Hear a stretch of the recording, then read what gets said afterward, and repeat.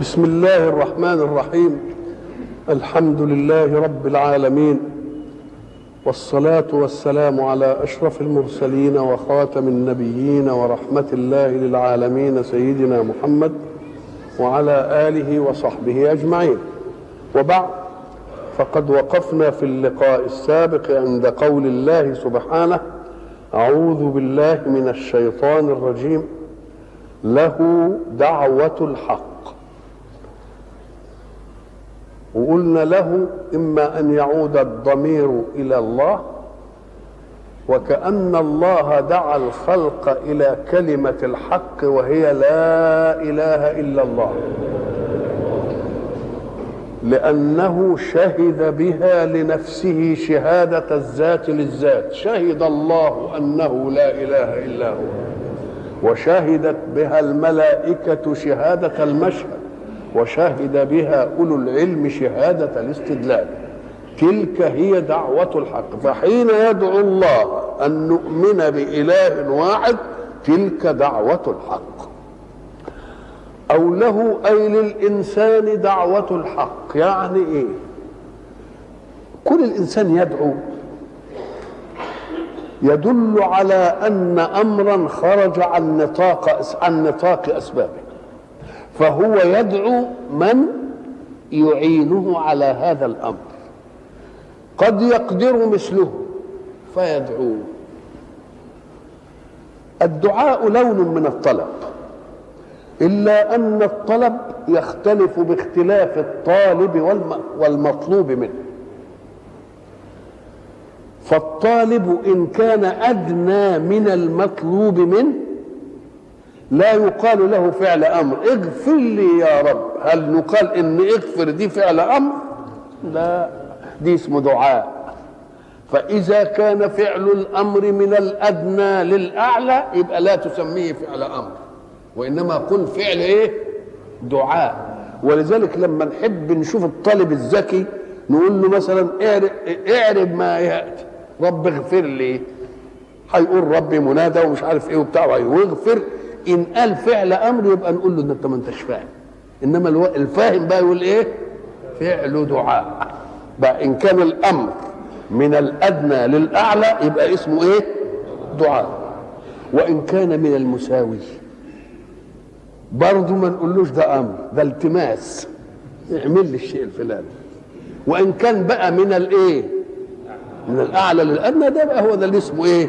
اسمه ده اللي اسمه امر. يبقى اذا الطالب ادنى او اعلى نشوف ايه الحكايه دي، دعاء او التماس او ايه؟ او امر. الدعوه اللي الانسان بيدعوها يبقى دليل على ان اسبابه عاجزه، يبقى المدعو هيكون ايه؟ اعلى منه علشان يكون عنده حل له.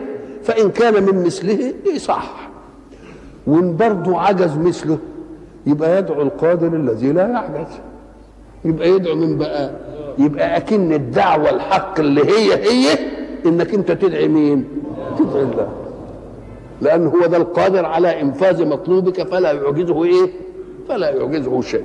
انما ان دعيت من لا يستطيع، اهي دي دعوه مش ما تنفعش. بده يقول ايه في دي بقى؟ بيقول اهو الذين يعبدون الاصنام لما يجوا يدعوهم بيدعوا من لا يضر ولا ايه؟ طب ده هو ما بيقدرش على نفسه، ده هو مثلا يجوا قال ينحتوه ويجيبوا الادوم كده ويعملوا في وبعدين ينكسر يعملوا له مسمار يسندوه، وبعدين ينقلوه من هنا لهنا. الله، ودي تنفع ازاي؟ يبقى اذا امدع الاصنام تبقى دي دعوه باطل ولا لا؟ لانها لا تسعفه في مطلوبه. يبقى لله دعوه الحق تكون لمين؟ للقادر على انفاذ مطلوبك. إن دعوت من لا يقدر على إنفاذ مطلوبك تبقى دعوة باطلة ولا لا؟ ولا نفعتش؟ بقى الذين يدعون من دون الله ينفعهم ولا يضروا ولا يعملوا أي حاجة، يبقوا دول دعوتهم باطلة ولا لا؟ يبقى الدعوة الحق هي أن تدعو الإيه؟ أن تدعو القادر له دعوة، تتوجه له دعوة الحق. والذين يدعون من دونه من المعبودات التانية لا يستجيبون لهم بشيء، يبقى دعوة باطل ولا لا؟ يبقى خاب في مقصوده وفي ايه؟ في مطلوبه. والذين يدعون من دونه لا يستجيبون لهم بشيء، لأن هو ما سمعش حتى هيستجيب لإيه؟ طب افرض إنه سمع، لا ما يقدرش، الحكاية من بيضة من أولها. لا يستجيبون لهم بشيء، أراد الله أن يضرب مثلا بشيء محسن كلنا بنعمله. لا يستجيبون لهم إن دعوهم بشيء إلا كباسط كفيه إلى الماء. واحد عطشان وبعدين يجي عند حوض المية كده ويبسط ايده للمية يقول لها تعالي اسقيني، إلا كباسط كفيه إلى الماء ليبلغ الماء فاه ويستجيب له ويسقيه. المية تجاوبه ولا ما تجاوبه؟ ما تجاوبه. كباسط كفيه إلى الماء، اسقيني يا مية، ليبلغ فاه وما هو ببالغ. المية لا هتستجيب وهيفضل ميت وعطشان ويبقى ايه؟ سأل من لا يقدر على أن يذهب إليه بالله. نعم. إلا كباسط كفيه إلى الماء ليبلغ فاه وما هو ببالغه. وأهو بقى خد من دي بقى، يبقى دعاء الكافرين الباطل ده في ضلال ولا لا؟ أيوة في ضلال وفي متاع. ولله يسجد من في السماوات والأرض طوعا وكرها وظلالهم بالغدو والآصال.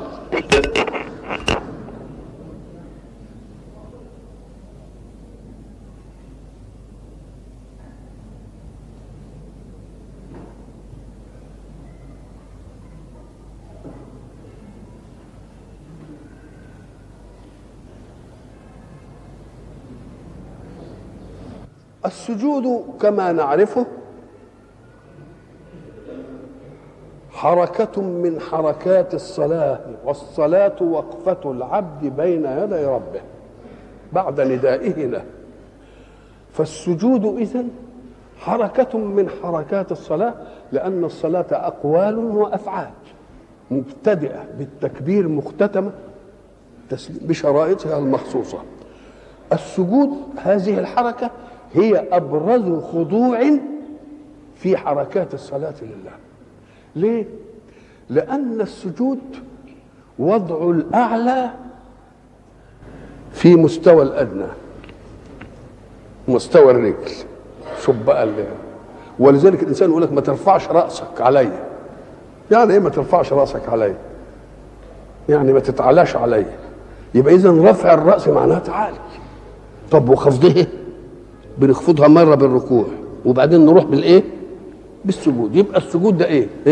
أبرز حركة تبين منتهى الخضوع لله. فإذا قال الله إن لله يسجد من في السماوات والأرض، يبقى معناه إيه؟ إن ما اتسعش ظنك على إنه سجود كده وهو، فليتسع ظنك على أنه منتهى الخضوع والذلة للآمر. لأن هم من أول الأمر كده فيه أشياء لا اختيار لها، خاضعة خاضعة. طب واللي بيستجيبوا وزي المسخرات، طب واللي ما بيستجيبش زي الكافر، نقوم نقول له لو استقصيت المسألة بدقة الفهم لوجدت له خضوع أيضا. إزاي؟ أم قال لك لأن الكافر المتمرد فيه إرادته المسيطرة على جوارحه، إنما بقية أبعاضه مسخرة ذلك، بدليل إنها القلب مش كل حاجة بتنفذ الإيه؟ الأوامر. إيه المتمرد؟ ثم هبه متمردا في بعض تصرفاته، ألا يوجد له خضوع فيما لا اختيار له فيه؟ حين يريد الله أن يمرضه يقدر خضوع، يريد الله أن يصيبه بمصيبة خضوع، يريد الله يوقف قلبه ما يقدرش يشغله، يريد الله يوقف رئته ما يقدرش يشغله. الله إذن ففيه مظهرية إيه؟ والذي تعود التمرد على الله عبادة نقول له ما دام أنت متعود كده التمرد وعندك ضرب عليه، لا تمرد على مرادات الحق منك فيما لا اختيار لك فيه. هو عايز يمرضك تقول له لا مانيش مرضان، ما بتقدرش تقول إيه. تبقى ده تسخير ولا لا؟ وخضوع ولا لا؟ فأنت متمرد في ناحية الله أطلق لك فيها التمرد، وهي ناحية المختارات، وغير المختارات مالكش فيها اي، مالكش فيها. تبقى برضه خاضع ولا مش خاضع؟ يبقى انت ما تمردتش بالكفر الا بما اوسع الله لك فيه من الاختيار، والا لو كنت عايز محكوم بالقدره ما تقدرش، بدليل ان 99% منك مقهور و1% شويه اختيارات. تبقى اذا فيه تسخير ولا ما فيش تسخير؟ فيه قهر ولا ما فيش قهر؟ ده بالعكس، ده خضوعك في بعض الاحيان وانت متمرد في البعض الاخر، ده منتهى الايه؟ منتهى العظمه، لان ذوك هو ساجد دائما وكل حاجه فيه كويسه كويسه وكده، انما انت متعود انك تتمرد، لا اتمرد في دي بقى، ما يتمردش في دي، يبقى دي منتهى الخضوع ولا لا؟ منتهى الخضوع. من في السماوات والارض، ما قالش ما في السماوات وما في الارض، لان ما دام في سجود وما دام في ضغط عليه يبقى منتهى العقل قوي، يبقى عملها معامله ايه؟ العقلاء، طوعا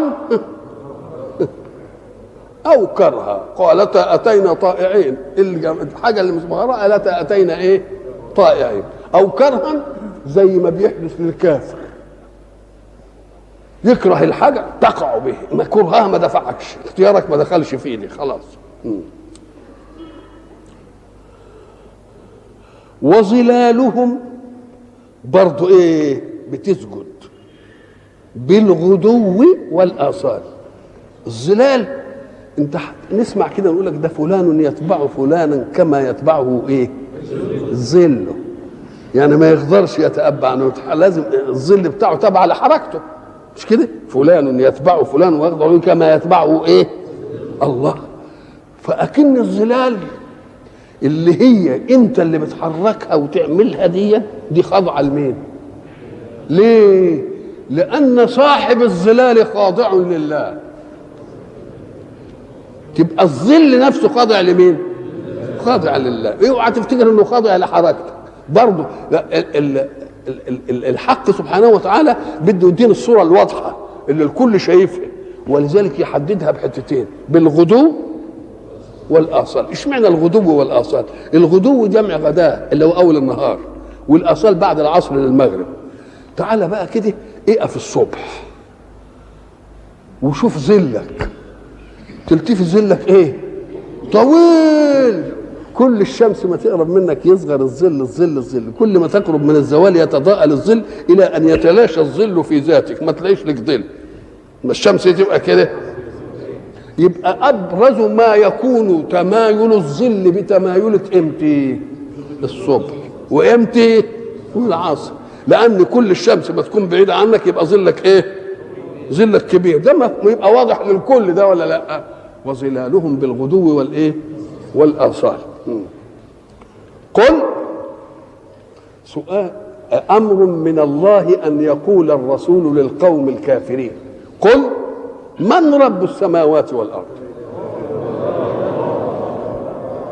في ايات: ولئن سالتهم اللي خلقكم من يقولوا الله، اللي خلق السماء والارض يقولوا الله. طيب ما دام الله، ايه اللي جرى؟ ايه اللي حصل بقى بعد كده ما دام هو ايه الله؟ هنا هيخليه هو اللي يقول: قل من رب السماوات والارض. ما هيقولوش الله، انت اللي تقول قل الله. اشمعنى تخالف الدين؟ طب ما تسيبهم هم يقولوا، ده لما يقولوا تبقى الحجه ايه؟ تبقى الحجه اقوى. قال لك لا، ده دي اقوى. ازاي اقوى؟ ازاي؟ قال لك تيجي مثلا الولد زعلان من اخوه الكبير مثلا وعمال مش شاحن وياه، تقوم انت بدك يعني تفهمه ان اخوك الكبير له فضل عليه. يقول له: تعالى يا ولد، مين اللي جاب لك البدله دي؟ الواد يقعد بقى ازاي يبقى جايب له، يحتار في اخوك، مش كده؟ مكسوف لدرجه ان هو ما قدرش يقول، ان حكش اللي جاب لك البدله دي مين؟ يقوم الواد يتلبخ، يقوم يقول له اخوك، يبقى هو اللي يقول. فقال لهم: قل من رب السماوات والارض. هيتلبخوا. ساعة ما يتلبخوا قول لهم الله. تمام زي حكاية اخوك. قل من رب السماوات والارض، لان في ساعات يملك المسؤول نفسه فيجيب ولو اجابه متهافته، ومره يخجل من الجواب، ما يقدرش حتى يجاوب. قام قال له اسعفه بقى، اسعفه انت، مش قادر يقول، مستحي يقول، قولها له انت. قل من رب السماوات والارض، قولها انت بقى، قل الله زي اخوك. قل افاتخذتم من دونه اولياء. طب انت بتنكر عليهم، ده لازم يكونوا هم مقرين. أم قال لك هم مقرين، او لو كان كده قال كانوا يقولوا حاجه تانية، ما لقوش حاجه تانية، ما يلاقوش حاجه تانية يقولوها، هيقولوا ايه؟ والسماء والارض دي هم اللي خلقوه، ما لقوه، ما قالوش، ولا قالوا الاصنام خلقتها، ما قدروش يقولوه. فهو قالها لهم، قال لهم الله، خلاص انتهت المساله. يقول لهم بقى تعالوا بقى، يبقى ربنا اللي خلق وبعدين تتخذوا من دونه؟ لا، اهي دي بايخه منكم. قل الله، قل افاتخذتم من دونه اولياء، اولياء لا يملكون لانفسهم، مش لكم.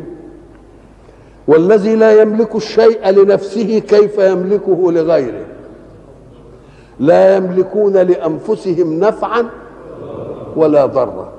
طيب الله، طب لا يملكون لانفسهم نفعا انما ما يملكوش نفسه ضرا ازاي؟ اما قال لك حتى لما يحب ينتحر ما يعرفش. قل بعد كده بقى هيبقى قل قل قل قل من رب السماوات والارض، جاوب انت. وبعدين ايه هيقول ايه تاني؟ قل افاتخذتم من دونه اولياء لا يملكون انفسهم نفعا ولا ايه ولا ضرا. وبعدين انقلهم بقى تانية، قول لهم احنا هنجيب لكم اشياء الكل مجمع على الجواب عليها. هل يستوي الاعمى والبصير؟ ام هل تستوي الظلمات والنور؟ ام جعلوا لله شركاء؟ ساعة ما تشوف اعرف ان فيها اضراب انتقالي. تقول بل جعلوا لله ايه؟ شركاء، بس بتنكرهم بالاستفهام. ام جعلوا لله شركاء خلقوا كخلقه فتشابه الخلق عليهم. لو كانوا الشركاء اللي اتخذوهم خلقوا حاجه كده كان يبقى لهم شبهه، يقولوا والله اصلهم خلقوا لنا الشيء الفلاني.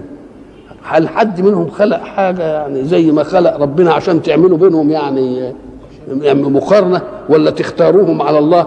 ام جعلوا لله شركاء خلقوا كخلقه فتشابه الخلق عليهم. يعني ده خلق وده ايه وده خلق، يبقى رحنا لواحد من الخالقين. قل الله خالق كل شيء، ما حدش له خلق، وهو الواحد القهار. يجي في آية تانية يدي مذكرة تفسيرية لدي: إن الذين تدعون من دون الله لن يخلقوا ذبابا. هم ما خلقوش قبل كده، يمكن ما خلقوش، هم عندهم قدرة الخلق إنما ما حبوش يخلقوا، ما جاش في بالهم يا سيدي يخلقوا. فقال لك لن، حتى لو نبهناهم نقول لهم انتوا ما تعرفوش تخلقوا مش هيخلقوا بعدين. يبقى مش نفي بس للايه؟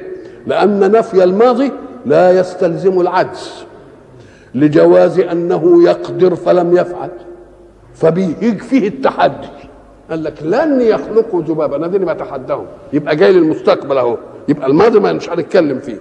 لن يخلقوا ذبابا، وهم آلهة متعددة، مش الواحد منهم ما يقدرش يخلق ذباب. ولو اجتمعوا له، عملوا ايه؟ عصبة، عملوا مؤتمر. مش كده يا ريت ما يخلقوا ولا ما يقدروش يخلقوا. وإن يسلبهم الذباب شيئا لا يستنقذوه. الذباب الضعيف دي لما يجي على الصحن العسل وانت بتاكل كده منه ويروح حاطط عليه وواخد على رجله ولا على جناحه ايه شويه عسل، خدهم من الطبق بتاعك، ان كنت فتوى بقى رجع شويه العسل منه. ده ان يسلبهم الذباب شيئا لا يستنقذوه، ضعف الطالب والمطلوب.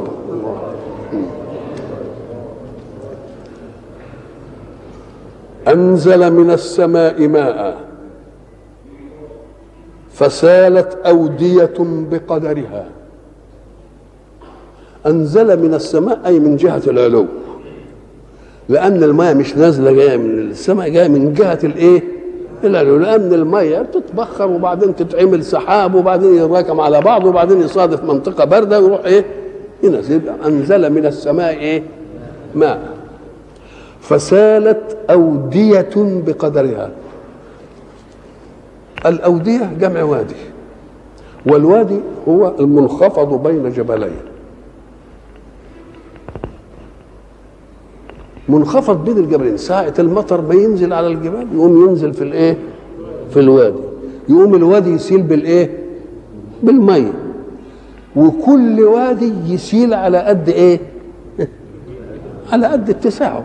فسالت أودية بقدرها، أي بقدر اتساعها. كلام على الأول.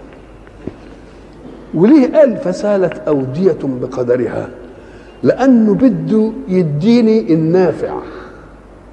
لو سالت الأودية بفوق قدرها وبفوق اتساعها يبقى زي الطوفان، يبقى يجي يخرب ويدمر. فهو بيقول أنزل من السماء ماء فسالت أودية بقدر الايه؟ الأودية. هو مثلا لما كان بيجي الفيضان النيل، لما يجي على قد الشق بتاع النيل ده يمشي ماشي، انما لما يبتدي ايه لا يروح مخرب بقى واخد القرى واخد الدنيا ودي. يبقى كلمه فسالت أودية اي سالت بالماء أودية بقدرها، ازيد من قدرها يبقى مخرب. وهو عايز يضرب المثل للي ينفع الناس، هيجي في الاخر يقول ايه اللي ينفع الايه؟ الناس. اما ما ينفع الناس فايه؟ وما ينفع الناس يبقى لازم يكون بايه؟ بقدره. ان كان زايد يبقى مش هينفع الناس، بل هي ايه؟ بل هيضرها. انزل من السماء ماء فسالت أودية بقدرها.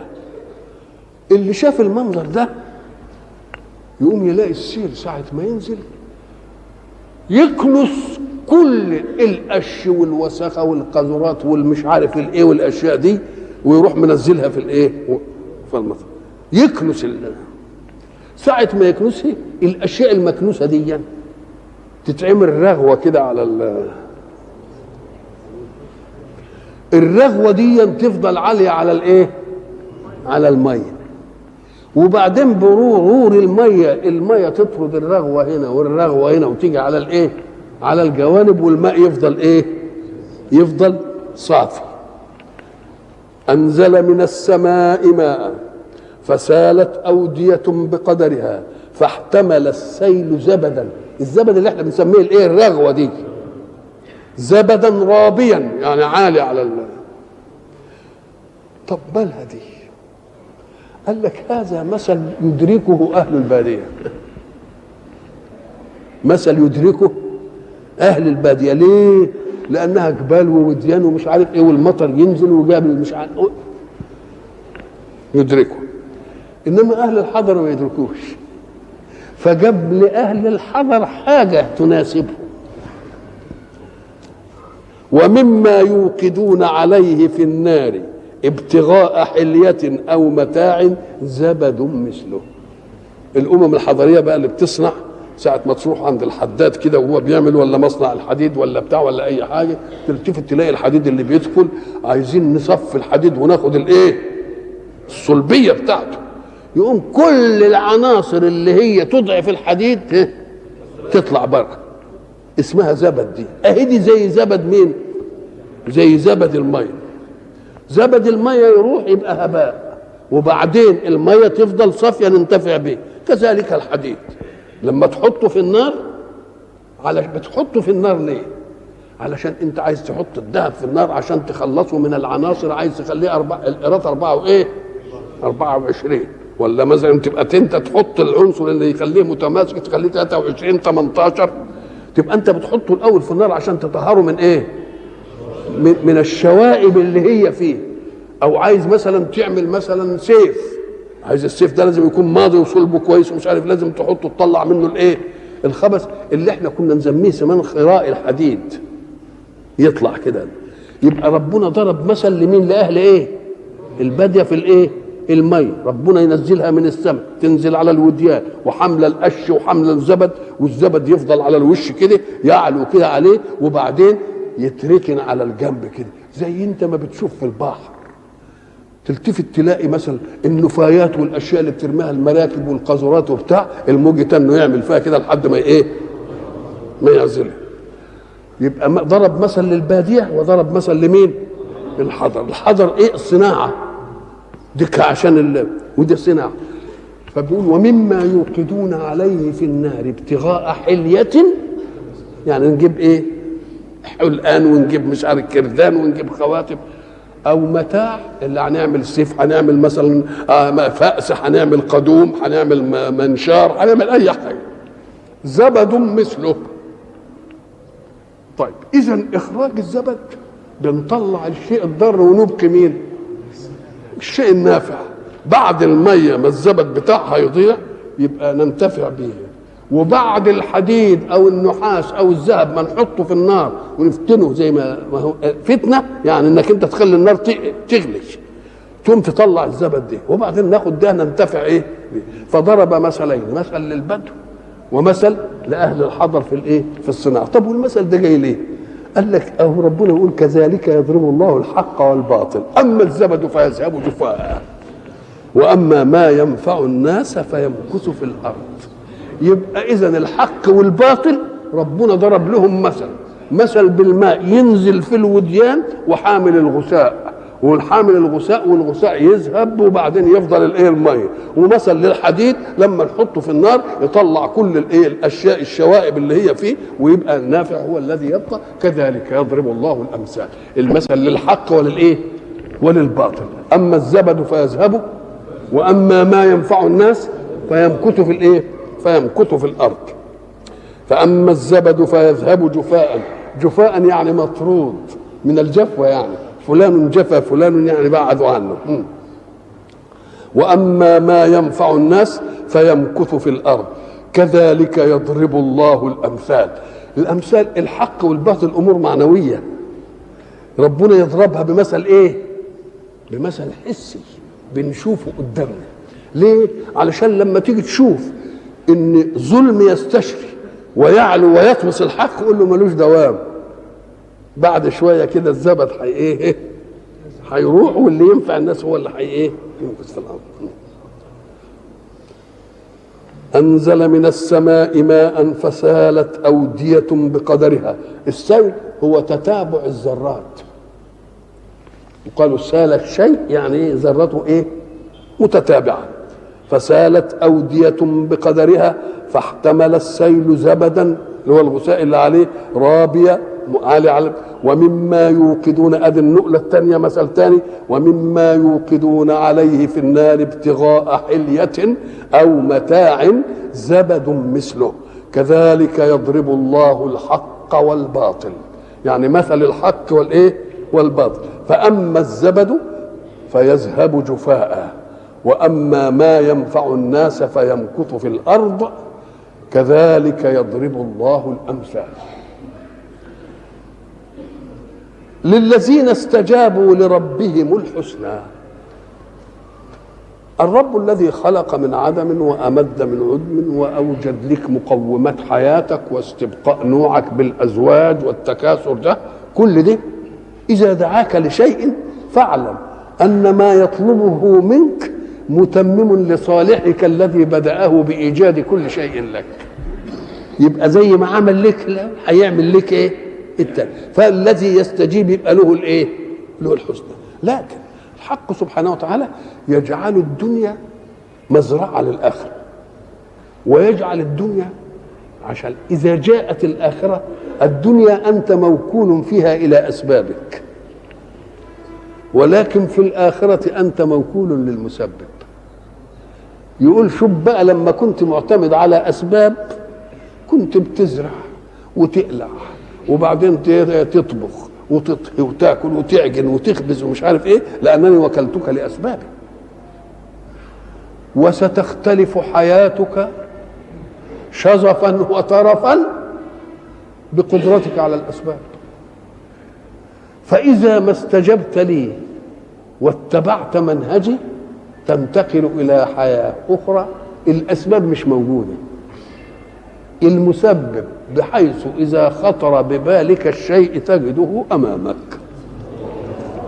يبقى بده يديك الفرق بين أن يكلك إلى سبب ولو أنه هو اللي خلقه، وبين أن يكلك إلى ذاته. يبقى الموكول إلى الذات شيء، والموكول للصفات شيء آخر. الموكول للذات باقي ببقاء الذات، ولذلك لما يجي يقول لك أولئك هم في رحمة الله، يقوموا يفسروها بجنة الله. صح، ما فيش مانع من الجنة من الرحمة، بس ليه ما قالش في الجنة؟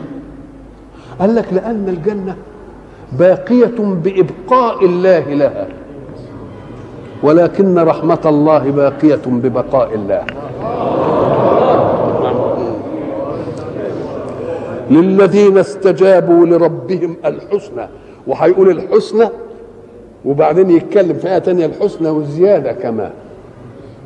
الحسنى يعني الحاجة الأحسن. طب الأحسن خلق لك أسباب، لكن بتكدح ولا لأ؟ بيكدح وبيتعب وبيعرق، لكن في الآخرة هتجي لك بلا إيه؟ بلا كدح وبلا إيه؟ تبقى دي أحسن ولا مش أحسن؟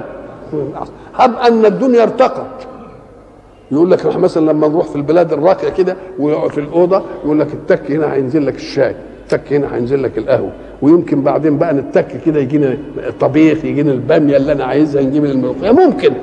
انما ناس بيحضروها ليه؟ مش كده يعني عمليه بقى. لكن قول لي بقى، هل اذا ارتقت الدنيا مهما ارتقت اتصل الى ان يوجد شيء بخاطرك فتجدك امامك؟ اهي اللي مش ممكن، مش هتحصل بقى دي، اهي اللي هتكون هناك بقى. نعم. للذين استجابوا لربهم الحسنى. الحسنى دي في المؤنث افعل تفضيل، في المذكر يقول حسن وايه واحسن، وفي المؤنثه ايه حسنه وايه وحسنى. والذين لم يستجيبوا له يبقى المقابل معروف. والذين لم يستجيبوا له لو أن لهم ما في الأرض جميعا ومثله معه لافتدوا به. كل اللي في الأرض له عشان يفتدي مما هو فيه، يقول خذوه وادوني يعتقوني له، ما يمكنش. أولئك لهم سوء الحساب، لأن الحساب يترتب عليه مرة خير ومرة شر. سوء الحساب ومأواهم جهنم نتيجة لسوء الحساب، وبئس المهاد. بئس المهاد أم قال لك اشمعنى يعني المهاد ده؟ المهاد ده فراش الطفل، اشمعنى جاب بئس المهاد؟ كأنه هو لن يستطيع أن يتصرف في لما يدخل في النار كما لا يستطيع أن يتصرف الطفل في مهاده. مسألة مش يمكن لو عنده شوية قوة ولا بتاع يسيب. أفمن يعلم أنما أنزل إليك من ربك الحق، هذا المؤمن الذي أنزل إليك من ربك الحق الذي يعلم هذه القضية، كمن هو أعمى. شوف جاب هنا علم وجاب هنا إيه؟ أعمى. ليه؟ لأن الآيات الدالة على القدرة المرئيات. كمن هو أعمى إنما يتذكر أولو الألباب، أولو العقول. أولو الألباب دول بقى الذين يوفون بعهد الله. ساعة ما آمن الإيمان عهد بينك وبين الله، ساعة تقول لا إله إلا الله عهد بأنك لا تعبد غير الله، وعهد أنك لا تخضع إلا لله، وعهد أن لا تتقرب إلا لله، وعهد أن لا تنذر إلا لله. يبقى كل حاجة ده العهد الإيه؟ العهد الإيماني. الذين يوفون بعهد الله ثم يتفرعوا من الوفاء بعهد الله الأول اللي هي القمة العقدية. كل عهد يقطع سواء كان بالنسبة لله أو بالنسبة إلى خلق الله. يوفون بعهد الله، أن الناشئ من عهد الله زي عهد الله. عهد الله الإيمان، وبعدين الإيمان نزل الله منهج. ساعة ما ربنا ينزل منهج، إن كنت أمنت بالله هتأمن بمين؟ يبقى لما توفي بالمنهج تبقى وفيت بالعهد الأول ولا لا؟ تبقى وفيت بالعهد الأول. ولذلك منها عهد وتعاقد. كل التكليفات أو التكليفات البارزة القوية في حياة الناس ربنا يجيبها بصيغة البناء لما لم يسمى فاعله، البناء للمجهول. يعني يقول ايه؟ كتب عليكم القصاص في القتلى، كتب عليكم الايه؟ الصيام. الله، كتب عليكم القتال وهو ايه؟ كلها كتب. من الذي كتب؟ الله هو اللي كتب. طب ليه ما يقولش الله ربنا كتب الحكايه دي؟ قال لك لا، كتب. ليه؟ أما قال لك لأن الله لم يكلف من لم يؤمن به، إنما كلف من آمن به. فساعة إيمانك تبقى اشتركت في الكتابة، أنت اللي دخلت نفسك في الحكاية بقى، مش إحنا. أنت حر في إنك أنت تؤمن أو لا تؤمن، إنما ساعة ما تؤمن يبقى أنت دخلت نفسك في الالتزام، يبقى تشاركت في الإيه؟ في الكتاب. ولذلك ما قالش كتبت بل كتب. كتب ليه؟ لأنه عهد بيني وبينك، والعهد لازم حاجتين اتنين. أنا ما كلفتش اللي مين؟ اللي ما امنش بيا، ماليش دعوه بيه، تكليف لك انت اللي امنت. الذين يوفون بعهد الله ولا ينقضون الميثاق، العهد المؤكد بالمواثيق. والذين يصلون ما امر الله به ان يوصل. يصلون ما امر الله به ان يوصل. وربنا امر نوصل ايه؟ ام قال لك أول حاجة صلة الرحم. وبيقول لك صلة الرحم يعني اللي يربطك به نسب. المؤمن الحق إذا سلسل الأنساب يبقى كل المؤمنين رحم، وكل المؤمنين رحم متداخل، لأن أنا هيبقى لي رحم 10 وكل واحد من ال10 دول له رحم، وله رحم كمان 10 خليهم 10، وكل واحد من ال10 له إيه؟ شوف الدوائر عمالة تعمل إزاي، تبقى تنتظم الكل ولا ما تنتظمش الكل. ولذلك الحق سبحانه وتعالى قال أنا الرحمن وهذه الرحمة اشتققت لها اسما من اسم، فمن وصلها وصلته ومن قطعها قطعته. والذين يصلون ما أمر الله به أن يوصل. معاوية كنا قصنا عنه قصة كده، إنه جاء له حاجبه وقال له رجل بالباب يقول إنه أخوك. الحاجب المعاوية ما يعرفش إخوة معاوية؟ قال له أولا تعرف إخوتي؟ قال هكذا يقول. أدخل. فلما دخل قالوا أي إخوتي أنت؟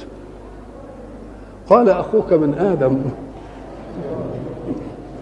قال رحم مقطوعة والله لأكونن أول من وصلها.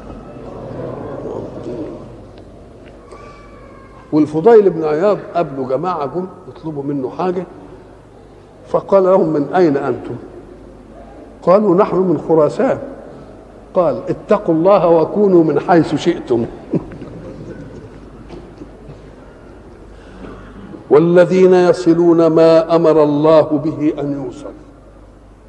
أول بقى اللي أمر به ربنا أن يوصل الأهل الأول، وبعدين الأقرباء، وبعدين الدوائر الأبعد فالإيه؟ الأبعد فالأبعد، وبعدين مثلا الجار. كل دي ربنا سبحانه وتعالى عايز يعمل عملية إيه؟ عملية التحام بين الخلق ليستطرق النافع لغير النافع أو القادر لغير القادر. وفيه بقى صلات تزدوج، يعني مثلا أن يكون من أقربائك وفقير، من أقربائك وفقير وجار. الله، يبقى كل حاجة كل ما تكون لها إيه؟ كل ما تكون لها أسباب أقوى يبقى ده الإيه؟ يبقى ده الأولى. والذين يصلون ما أمر الله به أن يوصل.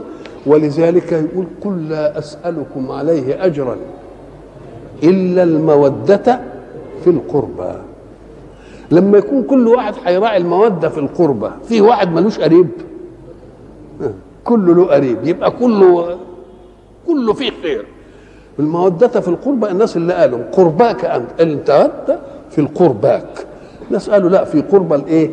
الرسول. قال طبعا لأن الرسول أولى بالمؤمنين من أنفسهم، ما دام الرسول أولى بالمؤمنين من أنفسهم يبقى قرابة الرسول أولى من إيه؟ أولى من قرابتي أنا. نعم. والذين يصلون ما أمر الله به أن يوصل ويخشون ربهم. ويخافون سوء الحساب. والذين صبروا ابتغاء وجه ربهم. الصبر ما هو الصبر؟ حبس النفس عن أن تذهب بها المكاره. المكروه اللي ينزل بالإنسان احبس نفسك أحسن المكروه ده يعمل إيه؟ يذهب بنفسك الإيمانية. ليه؟ قال لك لأن الأشياء اللي تحدث قسمين: قسم لك فيه دخل زي اللي ما ذاكرش وسقط. فإذا كان أنت ما ذاكرتش وسقطت يبقى أنت اللي إيه؟ أدي واحد. طيب حاجة أنا ماليش فيها دخل، مذاكر ومتجدعن وجه في يوم الامتحان وجاله صداع ولا مرض ولا بتاع ولا سيارة ضربته وهو رايح الامتحان ولا بتاع، أهي دي مش شغلته بقى. يقول لازم مجريها علي أحكم مني. لازم لها إيه؟ لازم لها حكمة. يبقى لازم تصبر. بس الصبر له مظاهر متعددة. في واحد يصبر علشان يقول ما أجلده، يا أخي ده ما تهزش للمصيبة، ده وقف كده زي ما يكونش عنده مش عارف إيه، يعني عايز يمدع عند الناس بأن عزيمته إيه. طيب أدي واحد، يبقى ده مش الصبر المطلوب. أنا عايزين صبر ابتغاء، يصبر ابتغاء وجه الله. قال ان دي حكمه من الله، ان كنت مقصرا في سبب يبقى ربنا عمل كده عشان الجدع، ان ما كنتش مقصر يبقى له حكمه عندني، عايز ياجلني لشيء اخر، عايز ياخرني لنفع اعم. يبقى الصبر ابتغاء ليه؟ وجه الله. لكن الصبر عشان تبقى راجل يعني جلد والاحداث ما نالتش منك، او صبر لتجلد للشامتين عشان الحساد ما يشمتوش فيك، وتجلدي للشامتين أريهم أني لريب الدهر لا إيه؟ لا أتزعزع.